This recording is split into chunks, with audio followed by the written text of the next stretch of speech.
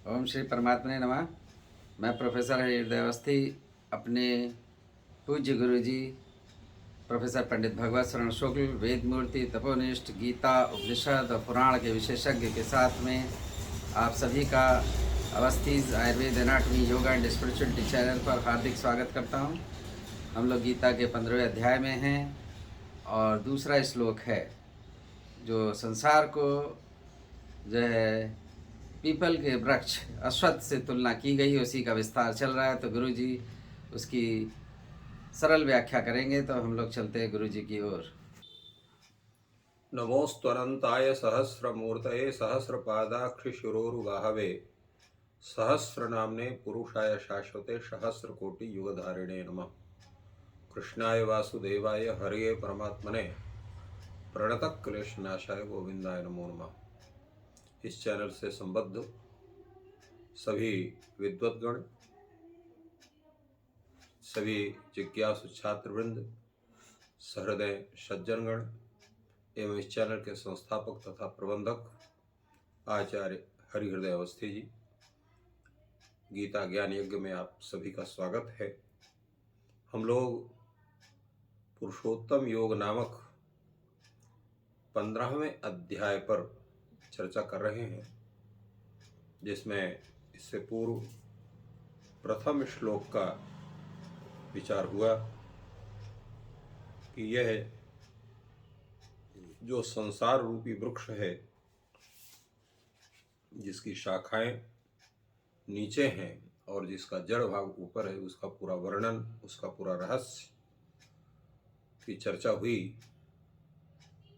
और आज इस द्वितीय श्लोक में भी लगभग उसी से संबद्ध विचार हो रहा है। भगवान कहते हैं, अधश्चोर्ध्वं प्रसृतास्तस्य शाखा गुण प्रवृद्धा विषय प्रवालाः अधश्च मूल्यान्यनुसंततानि कर्मानुबंधीनि मनुष्यलोके। ये जो संसार रूपी वृक्ष है, ये किस तरह का है? ये तो ये गुण प्रवृद्धा, गुण से ये बढ़ता है। कोई भी वृक्ष है, उसका संवर्धन कब होता है? जब जल आदि से उसका सिंचन किया जाए। तो जो ये सत्व रज तम, ये तीनों गुण हैं, जिसकी चर्चा, जिस पर पूर्ण विचार हम लोगों ने गुणत्रय विभाग योग में किया है, उन तीनों गुणों के स्वरूप, उन तीनों गुणों के से संबद्ध जो भी विकार हैं या जो उसके प्रभाव हैं, जो उनका रहस्य है, वो सब जल रूप है। उस जल से यह संसार रूपी जो वृक्ष है, ये उसे सिंचित होकर के बढ़ता है। इसलिए गुण प्रवृद्धा, गुण ही प्रवृद्धा। और कैसे है वो? विषय प्रवाला, भगवान ने कहा विषय भोग रूपी नए नए उसके पत्ते निकल रहे हैं, ऐसा वो संसार रूपी वृक्ष है। और कैसा है वो? तो उस प्रसृतास्तस्य शाखा, और कहाँ कहाँ है वो उसकी शाखाएं? वो अधश्चोर्ध्वम, उस संसार रूपी वृक्ष के जो शाखाएं हैं, वो शाखाएं कैसे बड़ी है? कोई जो है वो ऊर्ध्व है कोई शाखा, कोई अधः है कोई शाखा, और कोई जो है वो तिरछी है। तो इस तरह से वो शाखाएं हैं। अब वो जो शाखाएं हैं, वो किम रूप में है? तो वस्तुतः जो संसार है, उसमें देव भी है, मनुष्य भी हैं, जिसकी चर्चा हम लोग करते हैं कि 84 लक्ष योनियां हैं। तो जितनी ये योनियां हैं, यही वस्तुतः ये शाखाएं हैं। और ये शाखाएं जो है वो नीचे भी हैं, ऊपर भी हैं। नीचे का और ऊपर का मतलब क्या हुआ? देव योनियां जितनी है वो सब ऊपर है, मनुष्य योनियां हैं वो जितनी है, मनुष्य आदि और या मनुष्य लोक की जितनी योनियां हैं जिनको हम 84 लाख योनियां कहते हैं, वो सब नीचे है। और उससे भी नीचे जो है, अगर नरक तो क्या कहते हैं पाताल लोक की हम लोग वार्ता करें तो उसमें भी बहुत से और भी अनेक प्रकार की योनियां हैं, किंतु हमारा संबंध किससे है? मनुष्य योनि से।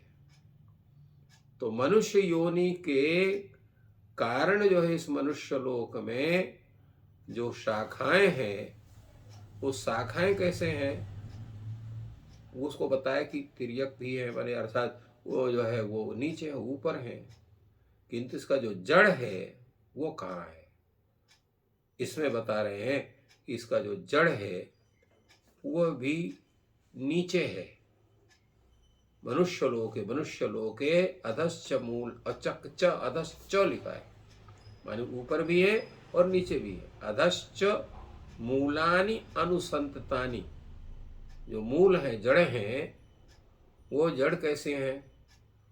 वो ऊपर भी फैली हुई है नीचे भी फैली हुई है, वो जड़ जो है। और कैसे है वो? कर्मानुबंधीनी, कर्म के अनुसार हम जैसा कर्म करते हैं उसी के आधार पर तत्त योनियों का हमें प्राप्ति होती है, तत्त फलों की प्राप्ति होती है। कोई गरीब होता है तो कोई धनी होता है, कोई सामान्य होता है तो कोई बहुत शक्तिशाली होता है, कोई सामान्य होता है, कोई बहुत ही निर्बल होता है। इसी प्रकार सौंदर्य है, अनेक प्रकार के ऐश्वर्य हैं। तो ऐश्वर्य की भी जिसकी स्थिति होती है, जिसकी चर्चा हम लोगों ने गुणत्रय विभाग में किया, अपने कर्म के अनुसार होता है। तो इसलिए वो जो शाखाएं हैं वो कर्मानुबंधीनी, कर्म के अनुसार है। वो कर्म के जैसे हमारे कर्म होते हैं, कर्म के अनुसार वो संपूर्ण को बांधने वाली वो जो है, जिसमें हमारा अहंकार भी बैठा हुआ है, जिसमें हमारा स्नेह भी बैठा हुआ है, हमारी वासनाएं हैं वहां पर, तो वो सब वासना रूपी जो जड़ें हैं ऊपर नीचे सर्वत्र इस मनुष्य लोक में अनुसंततानि पूरा व्याप्त है। आप मनुष्य लोक में किसी को भी देखेंगे, किसी जीव को भी देखेंगे तो वो जीव क्या रहेगा? वो जीव किसी न किसी कर्म का फल भोग रहा है। हम देखते हैं किसी को अत्यंत सुखी देखते हैं, किसी को बहुत दुखी देखते हैं, किसी को सामान्य देखते हैं, परंतु ऐसा कोई भी व्यक्ति नहीं दिखाई पड़े पूर्ण संतुष्ट जो दिखाई पड़े। जिसको हम कहते हैं बहुत धनी है वो भी मांगता हुआ दिखाई पड़ता है, और जो सामान्य व्यक्ति है वो तो मांगता ही है, जो गरीब है तो मांगने का ही उसका ठेका ही है। तो किसी भी व्यक्ति को ऐसा नहीं देखा जाता है जो कहे मुझे कुछ नहीं चाहिए। कौन कहता है ऐसा मुझे कुछ नहीं चाहिए? जो वो परमात्मा के प्रति पूर्ण निष्ठा वाला है, निष्काम कर्म योगी है, निरंतर भगवत भजन में ही लगा रहता है, वो जानता है कि भगवान की प्रतिज्ञा अनन्यास चिंतयन्तो माम ये जना परिपासते तेषाम नित्याभियुक्तानाम योगक्षेमम अहम्यहम्, भगवान कहते हैं। तो जब उसका चिंतन हो गया और अब जो कर्म जो उसको प्राप्त हुआ, उस कर्म को ही वो भगवान की पूजा मान करके उस कर्म को कर रहा है। हम लोग क्या करते हैं? अगर कोई किसी कार्य विशेष में संलग्न है तो अपने से ऊंचे व्यक्ति को देखकर उसके पद और प्रतिष्ठा के कारण उस पद की इच्छा रखता है और अपने पद के विषय में असंतुष्ट रह करके रोता रहता है। फिर इसके बाद अगर उससे भी बड़ा पद पा गया तो उससे बड़ा पद वाला जो व्यक्ति है उसको देख करके रोता है। तो किसी को जिंदगी में रोना ही लिखा रहता है, उसके कर्म इस तरह से है। चाहे जितना बड़ा पद पा जाए, परंतु अपने से ऊंचे पद वाले देखो वो अप्रसन्न रहेगा, चिल्लाएगा, रोएगा और अपनी व्यथा को कहता रहेगा। और एक ऐसा भी व्यक्ति है सबसे छोटे पद में भी है, सब छोटे स्थान में भी है, तो भी वो बड़ा प्रसन्न है। वो कहता है भगवान ने हमको इस कर्म को करने का हमें अवसर प्रदान किया। बड़े पद में भी जाता है तो कहा बड़ा पद मिला है, क्यों मिला है? अधिक से अधिक लोगों की सेवा करने के लिए, भगवान की आराधना करने के लिए मिला है। तो तात्पर्य यह है कि हमारी जैसी सोच होगी उसी की तरह हमारे अंदर वह शांति की स्थिति बनेगी, अशांति की स्थिति बनेगी, सामान्य स्थिति बनेगी या उदासीन स्थिति बनेगी। भगवान क्या कहते हैं? अपने कर्म को आपको करना है, कर्म का त्याग नहीं है, परंतु कर्म फल का त्याग है। तो कर्म फल का त्याग करके उस परमात्मा की कृपा से संप्राप्त जो कर्म है, प्राप्त कर्म कौन है? जिस जिस कर्म में आप जन्म के अनुसार या उसके बाद अपने अध्ययन आदि के अनुसार आपको सेवा कार्य मिला है, उसको भगवान की कृपा मान करके, भगवान का प्रसाद मान करके, अपने कर्म के फलों को खूब प्रसन्न होकर परमात्मा के प्रति कृतज्ञता ज्ञापित करते हुए उसके माध्यम से आप जीव मात्र की सेवा करें। यही वस्तुतः मुख्य है। इसलिए कर्मानुबंधहीन मनुष्य लोके, वो कर जो वो जड़े हैं कैसे हैं? कर्मानुबंधहीन, कर्म के अनुसार, कर्म के अनुसार है, कर्म फल के अनुसार है। और वो जो जड़ है, कर्म रूप कर्म से अनुबंध जड़, वो अनुसंततानि, वो व्याप्त है और तब तक व्याप्त रहेंगी जब तक वो जड़ नष्ट नहीं होगा। और जड़ कब तक न नष्ट नहीं होगा? जब तक मनुष्य लोक में आप अनेक प्रकार के जीव हो करके, जीव तो आप है ही हैं, अनेक प्रकार के योनियों में आप भटकते रहोगे। इसलिए भगवान आगे बताएंगे कि इस संसार रूपी वृक्ष का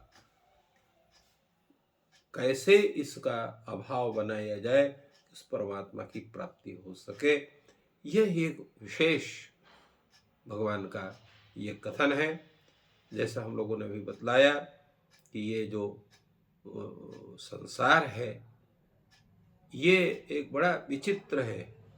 अभी जैसे अभी कहा गया कि ये गुणों से प्रवृत्त होता है। गुण का तात्पर्य तो 17 स्तंभ भी है, और उसके साथ साथ उन गुणों के कारण होने वाली जो तन्मात्राएं हैं वो कौन है? शब्द, स्पर्श, रूप, रस, गंध। इन पांचों से मिल करके वो संसार और अधिक से अधिक बढ़ता चला जाता है। उसमें अनेक प्रकार के कोपलें होती हैं उस संसार रूपी वृक्ष में। तो और ये जैसा अभी हमने कहा था, कहाँ से कहाँ तक है? जहाँ तक वो ब्रह्मा की सृष्टि है। ब्रह्मा की सृष्टि कहाँ से है? ब्रह्मा की सृष्टि जो है वो ब्रह्मलोक से लेकर पाताल लोक पर्यंत है। और इतने में निवास करने वाली जितनी वे योनियां हैं सब उस संसार वृक्ष की शाखाएं हैं। और वो ब्रह्मलोक से पाताल पर्यंत है। जैसा भी कहा गया कि देव भी है, मनुष्य भी है, दैत्य भी है, राक्षस भी है, नाग आदि हैं, जितने प्रकार की योनियां हैं वो सब इतने में व्याप्त हुई है। और ये जितना भी ये संसार है जो उसका जड़ है, जड़ का उसका मुख्य क्या है? संसार रूपी वृक्ष के संप्राप्ति का मुख्य कारण कर्मबंध है। और कर्मबंध की जो स्थिति है उसका मुख्य कारण क्या है? अविद्या का होना, ज्ञान का ना होना। अविद्या मूलक जो अहंकार है, हमारा जो ममता है, जो वासना है, उसी के कारण बार बार हमें इन लोगों की प्राप्ति होती है। एक बात कहते हैं कि एक व्यक्ति था, बड़ा धर्मात्मा था। उसने अपने पुत्रों को कहा, क्योंकि एक कोई बहुत बड़े योगी थे, उसने कहा महाराज मेरा उद्धार हो जाए। कहे तो उन्होंने कहा ठीक है, अगले जन्म में तुम्हारा सूकर में जन्म होगा। अगर उस तुमको कोई मार देगा तुम्हारे इच्छा के अनुसार, तो तुमको जो है जो तुम्हारे इस समय के जो कर्म है उसके आधार पर तुमको भगवान की प्राप्ति हो जाएगी। उसने अपने लड़कों को कह के गया कि देखो भाई, मैं फला फला घर में सूकर के रूप में जन्म लूंगा और उस समय तुम लोग मुझे मार डालना जा करके। कुछ दिन का अवसर प्राप्त है, फला घर में, अमुक घर में जा करके, और अमुक व्यक्ति के यहाँ जो सूकर पालता था उसके यहाँ उसका सूकर का जन्म हुआ। जो लक्षण बताए थे वो लक्षण मिला, वो गए उसको मारने के लिए। तो उसने कहा देखो भाई, मैं भले उस जन्म में कहा था कि मुझे मार डालना, परंतु ये जीवन ही मुझे बड़ा अच्छा लगता है, रहने दो, मुझको मत मारो। तो उन्होंने कहा भाई ठीक है, पिताजी कह रहे हैं कि नहीं मारना तो नहीं मारते। वो लोग चले आए लौट करके। तात्पर्य यह है कि जिस योनि में आप हैं, जिस अवस्था में आप हैं, उसी योनि के प्रति आपकी ममता होती है, वासना होती है। उसी योनि के जो आपके बच्चे हैं, आपके पत्नी है या आपका पूरा परिवार है, उसके प्रति आपका मोह होता है। मोह सकल व्याधिन कर मूला। तो मोह के कारण, ममता के कारण, अहम तत्व के कारण हम उस वासना से इतने बंधे हुए हैं कि हम उसका त्याग नहीं कर सकते हैं, और इसी के कारण से अनेक योनियों में हम उन कर्म के अनुसार भोगते रहते हैं, और इस संसार से पार होने का हमारे पास कोई मार्ग दिखाई नहीं पड़ता। यही संसार रूपी वृक्ष का एक वैचित्र है कि वो कष्टप्रद होने पर भी वो कहीं न कहीं हमें ऐसा लगता है कि हम यहाँ सुखी भी हैं, दुखी भी हैं, और उसको छोड़ने की इच्छा नहीं हो रही है। सब कोई जानते हैं कि एक दिन सबको मरना है, किंतु कोई भी मरने के लिए तैयार नहीं होता है। कोई मारने के लिए आ जाए, जबरदस्ती मार दे तो मार दे, अपने से मरते नहीं बनता है। जो लोग आत्महत्या भी करते हैं, वह वस्तुतः उनके वो पाप का ही फल है, क्योंकि स्वतः आत्महत्या करने का भी, आत्महनन भी एक प्रकार का महापाप की गणना की गई है। महापाप की गणना में आत्महनन, ब्राह्मण हनन, गौ हनन और ब्राह्मण द्रव्यापहरण और स्वर्ण की चोरी, ये महापापों के अंतर्गत आते हैं। तो जो ये महापाप के बराबर, जैसे हमने कहा कि आत्महनन भी महापाप है, क्योंकि अब आत्महनन करने वाले व्यक्ति को और ये महापाप करने वाले व्यक्ति का लाखों जन्मों तक उसका उद्धार नहीं होता है, इसलिए इनको शास्त्रकारों ने वर्जित किया है। तो ये इस तरह से इस संसार रूपी वृक्ष के जो स्वरूप है उसका वर्णन भगवान ने बतलाया, जो वास्तव में सभी को उसका अनुभव हो रहा है। इस प्रकार गुरुजी ने इस संसार रूपी वृक्ष का जो मूल बताया कि कर्मबंध, कर्मों का फल और वासना है, और जो ये त्रिगुण हैं सत्वरजतम, उनसे उसकी वृद्धि हो रही है। तो उसको किस तरीके से उसका छेदन कर सकते हैं, उसकी व्याख्या थोड़ी संक्षेप में की, और आगे के श्लोकों में और व्याख्या होगी। तो ये सभी हम लोग को मोक्ष प्राप्ति की ओर, ईश्वर प्राप्ति की ओर का मार्ग प्रशस्त हो रहा है। आप सभी का दिन शुभ हो। ईश्वर आपकी सहायता करें। धन्यवाद।